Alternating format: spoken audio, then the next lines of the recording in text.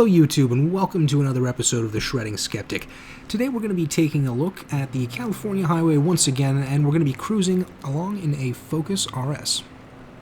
We're going to keep it pretty casual again today, and I just wanted to follow up and elaborate a little bit more on my value proposition so that I can get a better handle for myself and for the audience as to where this channel is headed. An important question I've wanted to answer for myself is, why is it that I want to do this? Because again, if this isn't fun, there's not really going to be a lot of incentive to continue, so I'm going to make sure that I continue to enjoy doing this, and so far so good. It's been great getting out into the game and seeing it from another perspective, and always keeping in the back of my mind, how exactly am I going to present this to the audience? I also love shredding and recording music in general, so I feel that this is also going to give me a good outlet for that as well, and it's something that I can include towards the end of the video, so if it's not really your thing, you can definitely just watch the game review and then cut out halfway through if you're not really too interested in listening to that stuff. But if you want to see some additional game footage and listen to some new music, then you can stick around towards the end and check that out as well. Next, obviously, comes the audience. What exactly is in it for you?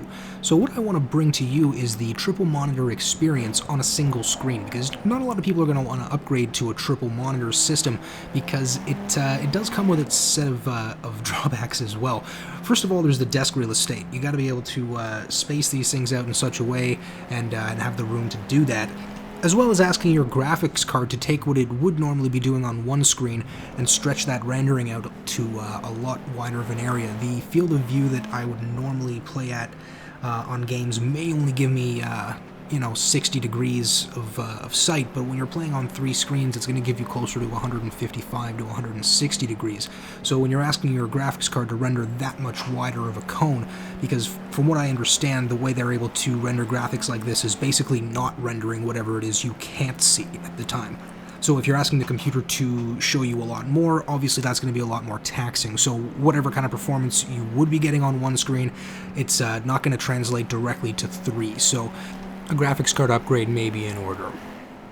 Whenever I like to watch YouTube videos, it's important for me to get a good picture of what kind of an experience I would have if I were to jump into a game like that. So I also try to paint a picture for you as to what kind of an experience you're going to have, and any current drawbacks that you may want to prepare yourself for.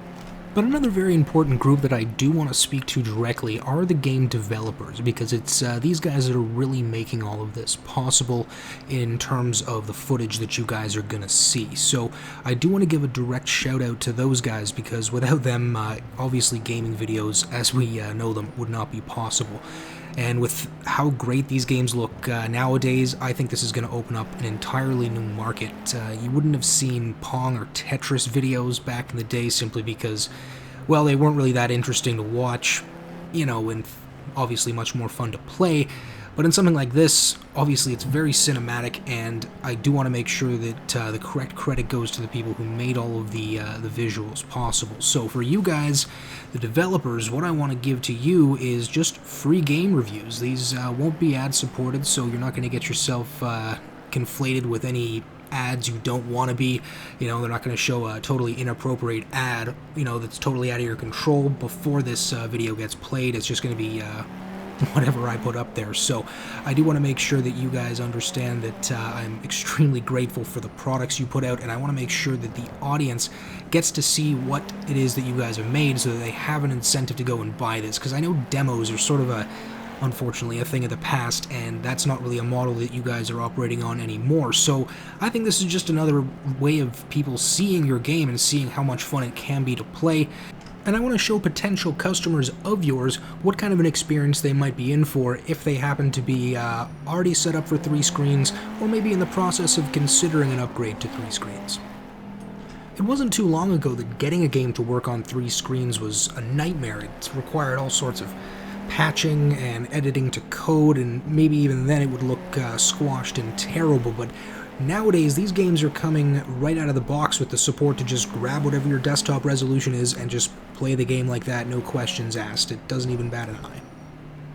And with screens getting cheaper and cheaper by the day, Upgrading to 3 panels is not as much of an expensive proposition as it may have been a number of years ago. So you know what, if this is something you guys are interested in, I would definitely recommend it, especially for sim racing. Being able to see that corner coming on the other side of the hairpin and knowing exactly what your line needs to be, it's going to give you a decided advantage. Now, this is sort of another controversy that I did talk about briefly in my running with rifles video, that in some games being able to see farther off to the sides may give you an advantage over somebody who can't see it. In a couple of instances that I can think of, the first being running with rifles, is that if you can see far off to the left or far off to the right, that guy's monitor hasn't even reached where you are yet, so you're not even on screen when you can see him. So in a game like that, you're going to have a decided advantage, and maybe a slight advantage in first-person shooters if it's one of those situations where you're maybe coming to a T-junction and you can either go left or right. Maybe you happen to catch something in your peripheral on the right, and that's where you decide to turn instead. So that's going to give you a much larger field of view as well. So I would definitely recommend an upgrade like this, and game developers keep making that support for the triple screens, because they're not going anywhere anytime fast. The biggest threat to triple screen gaming right now is probably going to be VR headsets like the Oculus Rift, where all of a sudden you can look in any direction and there's going to be a rendered image there ready for you to see. However, despite being able to render these images at upwards of 90 frames per second, they haven't quite fixed the nausea issue, and consumers do tend to find nausea a rather undesirable characteristic in most products. So while we're waiting for them to work out the kinks in the VR headsets, we're going to stick with our expanded field of view as we see it here. Another interesting thing I'd like to touch on is the analytics of my YouTube page. I've just been taking another quick look to see where my viewers are coming from, and it looks like the United States has pulled into second place, right behind Canada, followed by the United Kingdom. The UK does have the highest view duration, so thanks for sticking around, guys. Following the top 3, we have Australia, France, Germany, South Korea, and Denmark, all clocking in with a couple of viewers each. Welcome, guys. Thanks for visiting. Following that, we actually have a visitor from Romania. We have one from Russia. I have a longer playtime at 1:37 coming out of Greece, and get this, I have 11 seconds of playtime in Iraq. That one actually kind of caught me off guard a little bit, so it turns out the Shredding Skeptic is being broadcast in Iraq. I've broken through that media curtain, and it seems that someone over there wanted to check out 10 seconds of one of my videos, so welcome whoever you are, and I certainly would love to see you viewing any of my videos again, and if you have any other friends over there in Iraq that are interested in checking out some racing videos, they are certainly welcome as well. I'd certainly love to hear from someone over there and hear how things really are. The racing experience that Project Cars is providing us with today in the Ford Focus RS is a strangely familiar experience. As a driver of a non-racing spec Ford Focus, I found the familiarity to be rather uncanny.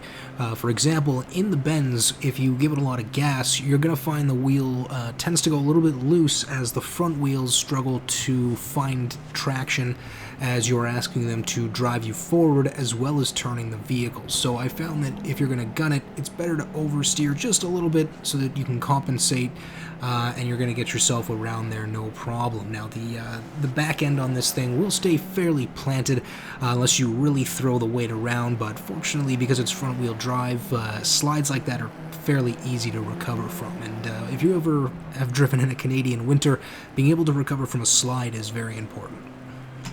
Another element that I hope Project Cars will add to its dynamic weather system is the ability to add snow so that we can really simulate a good Canadian winter. Now, they've done a lot of the other weather systems very, very well, including the rain system, so I know the foundation of it is there, but it may have been an element that they just left on the design floor for now, and maybe they'll add it back in later. I mean, it would be nice to be able to drive around in the snow without the heavy traffic or fear of injury or dismemberment. What do you guys think? Do you think it would be a valuable training tool for people to maybe get geared up for winter driving through a simulator?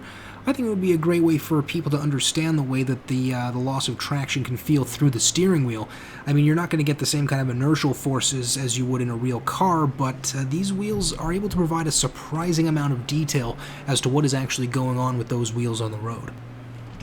Another possibility might be the use of simulators like this for driving tests and, just do it over Skype or something like that. I mean, we're reaching a point where that level of technology may be possible, and it would save everybody, including the government, a lot of time and money. Driver training on simulators could also begin at a much earlier age, and there would obviously be little risk of death or dismemberment in a game, and it would also give a child the fundamental mechanics of how a car maneuvers in different traction conditions. And if you were able to throw winter driving in there, I think a child would be well prepared once they're old enough to drive a real car. So in summary, the reason that I'm doing this is because I find it fun. Making videos and bringing them to an audience is enjoyable for me.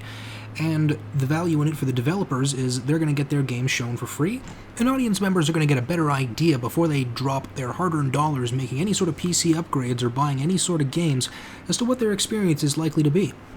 YouTube channel analytics may give me a bit of an insight into where the views are coming from and what sort of content people are watching, but again, it's very, very sterile, and it's not going to give me a truly clear picture of what it is that brings value to both the audience and to game developers. So again, I welcome you to participate in the comments section and let me know what it is that brings you value as either an audience member or as a game developer so that I can better suit my style to meet your needs. So as I begin this hobby into games journalism, there are a few concerns I do have with the way the industry exists right now. If you've been around YouTube for some time, you may have seen some of your other channels be subjected to DMCA copyright strikes, in which the developers who maybe don't agree with exactly what's being said in the video choose to put a copyright strike against this video as a means of censoring it. So that is something that does concern me, but if you are a developer considering doing that, just let me say this: if your game is terrible, I'm just not going to review it. I have no interest in wasting my audience time with garbage, so if your game sucks, I'm just going to leave it alone, so you don't really have anything to fear from me. Thanks for tuning into today's channel update on The Shredding Skeptic, and I hope to see you again in future videos.